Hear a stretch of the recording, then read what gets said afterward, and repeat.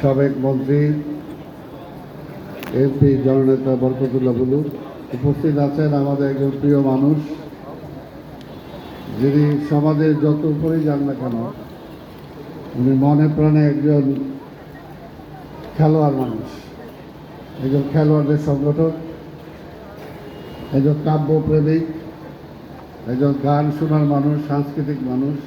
আমাদের আজকের প্রধান অতিথি মির্জা ফখরুল ইসলাম আলমগীর, উপস্থিত অনেক নেতৃবৃন্দ, নাম বলতে গেলে অনেক সময় লাগবে, মোহামেডান ক্লাবেরও দীর্ঘদিনের অনেক কর্মকর্তাবৃন্দ। আর মনির ভাইয়ের পরে বক্তব্যের সুযোগ পাওয়া যাবে এটাও ভাবি নাই, কারণ মনির ভাই যতক্ষণ বলবেন অতক্ষণ সময়ের পরে আর কারো শোনার কোনো ধৈর্য থাকবে বলে আমার মনে হয় না। যাই হোক, তবে আমি বরকতুল্লাহ বুলু এবং লোকমান সাহেবকে ধন্যবাদ জানাই যে দীর্ঘদিন পরে আপনারা, অন্তত আমি অধম সালামের নামটা মনে করেছেন যে মোহামেডান ক্লাবে আসা দরকার, এটার জন্য ধন্যবাদ জানাই।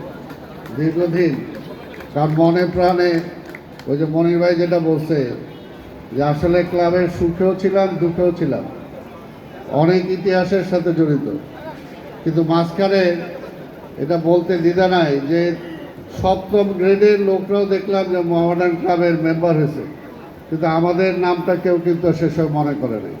যদিও সেই সময় আমি আমার ফকিরাবাড়ি ল্যাংম্যান্স ক্লাবের সেক্রেটারি ছিলাম দীর্ঘদিন, আরামবাগ ক্লাবে খেলেছি, আরামবাগ ক্লাবের ভাইস প্রেসিডেন্ট ছিলাম দীর্ঘদিন, ব্রাদার্স ক্লাবের ভাইস প্রেসিডেন্ট ছিলাম, ওয়ান্ডার্স ক্লাবে ছিলাম, কিন্তু তারপরও মোহামেডান কিন্তু কখনো এটা আমার আত্মার ক্লাব, আমার হৃদয়ের ক্লাব, মোহামেডানকে কিন্তু কখনো ছেড়ে যায়নি, কিন্তু আপনারা আমার মোহামেডান থেকে নামটা কেটে দিয়েছিলেন।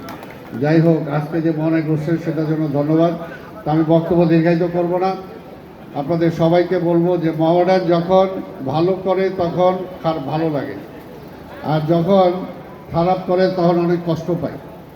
যে যত যাই হয় না কেন, কিন্তু মোহামেডান ক্লাব কখনো এটা মানতেই পারি না যে মোহামেডান ক্লাব কোনো খেলায় হারবে, কোনো খেলায় হারবে, বা মোহামেডান ক্লাব চ্যাম্পিয়ন হবে না, বা 1-2-এর মধ্যে থাকবে না, মোহামেডান ক্লাব ওই পর্যায়ে চলে যাবে, এটা কখনোই আমরা ভাবতে পারি না।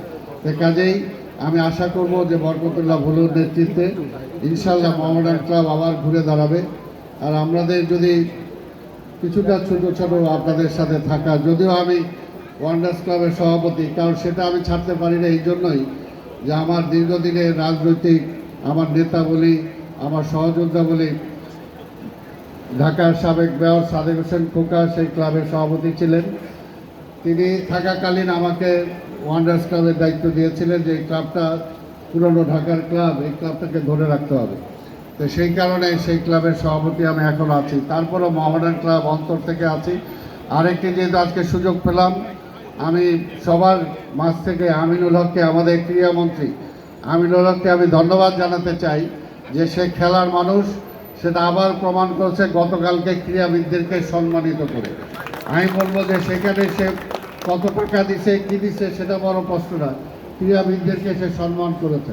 কাজে ভবিষ্যতে এই ধারাবাহিকতাটা সে সামনে রাখবে। সে নিজে একজন ক্রীড়াবিদ, আমরা উত্তরোত্তর তার সফলতা কামনা করি যে তার নেতৃত্বে বাংলাদেশের খেলাধুলা আরও অনেক এগিয়ে যাবে। এবং যেহেতু আমাদের মাননীয় প্রধানমন্ত্রী জনাব তারেক রহমান খেলাধুলাকে ভালোবাসেন, মনির ভাই প্রস্তাব দিছে ভবিষ্যতে যদি মোহামেডান ক্লাব নিয়ে আসে তাহলে তো অবশ্যই আমরা সবাই থাকবো, এবং এই ক্লাবটাকে আবার আমরা পুনরায় একটু ভালো করে জাগাতে চাই। ইনশাল্লাহ আমরা সবাই মিলে সেটা সম্ভব হবে। আপনাদের সবাইকে ধন্যবাদ। খোদা হাফেজ। বাংলাদেশ জিন্দাবাদ।